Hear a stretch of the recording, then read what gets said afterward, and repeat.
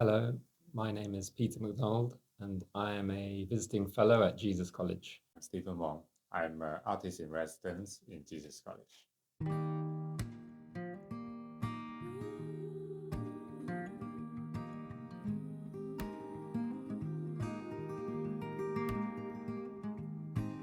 Do you do similar things in Hong Kong as well? Always. You're walking around and Yeah, I rather use sketch than taking photos because sketch help me to really remember what I'm seeing. yeah. And then you work from the sketches in your canvas. Yeah.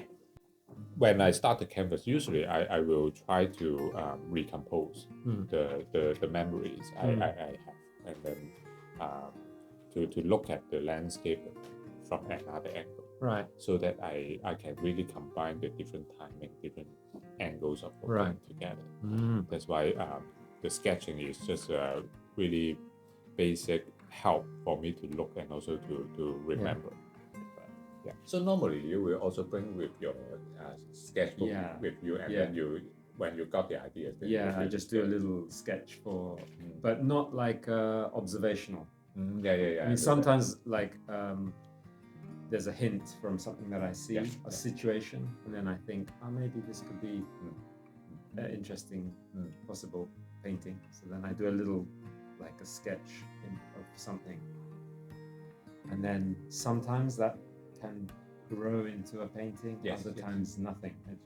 It's just what it is. Yes. Interestingly, I noticed maybe the last 10 years, or maybe longer, maybe 10, 15 years, I've realized often it's the idea that I think is very boring or obvious that is actually very rich. I used to think, it's not really it's a really silly idea.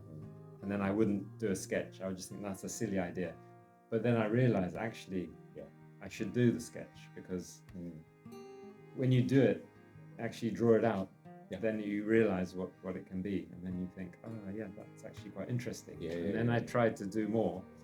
When I saw from the paintings that the different people when the double head, when they overlap together, it becomes another color in between. And this is the visual elements that you try to make the conversation in between the figures. Yes. I mean, I was thinking of a way to paint a figure that wasn't copied from a photograph or like a collage or something. I was thinking of a different way of painting a figure. And then maybe 20 years ago or something, I came up, almost by accident, I painted these two figures with the heads overlapping. And one head was white and the other head was black. And when they overlapped, I just thought maybe the middle I'll paint a mixture of white and black, and it was a grey bit in the middle. After I finished that painting, I was looking at it for maybe 6 months, and then I realized that it's actually quite interesting. It had something to do with communication between these two figures, and I've been following that logic ever since. But also the fact that it's see-through and you can see what's behind the head, also for me will depict like the connection between the figure and the environment. In art history, which painter that is you admire the most? I definitely got a lot from Chinese painting. Oh, really? Yeah. Some years ago, I went to the National Museum in Taiwan to see the landscape paintings, the Sung Dynasty landscape paintings. Sung Dynasty. And I was very struck by those paintings.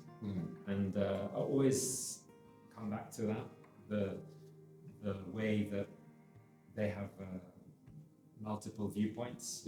And as a viewer, I'm constantly engaged. Like I'm never still looking at the painting. I'm constantly moving through the landscape. So that was something that influenced me, I think, because I stopped using a ruler and I stopped thinking about a one-point perspective. And I started to just become much more free. I went to Rome in 2017 to do a fellowship at the British School. And when I was there, one of the main things I wanted to study was the early Renaissance paintings, because I was thinking there's a very, like, you can draw similarity between the Sung Dynasty landscape painting and also the early Renaissance. So there were painters, you know, like Giotto or also Sassetta or certain painters which I was looking at, and I saw a similar thing, that perspective hadn't quite been completely solidified. So they were still, it was still like trying to be got the distance. And that was actually what was interesting about it. Yeah, exactly. I got the similar experience when I look at as you look at the paintings of Kandinsky. Because for no matter Kandinsky or Mondrian, when we look at their abstract painting, actually, for me, it's just like they already gave the answer to what they questioned. It's very, how to say, it's very concrete already. Yeah. It's concrete answer. But when you look at the period, they try to raise the question. Actually, it's the most exciting period of painting. Just like how Mondrian transformed the tree into something just horizontal, vertical lines. Yeah. The painting is just the best for me. Yeah. And this is something that I think maybe being an artist or a painter, you just stay in the period of raising the question and try to answer, but not to give a very concrete answer that would be the best. Yes.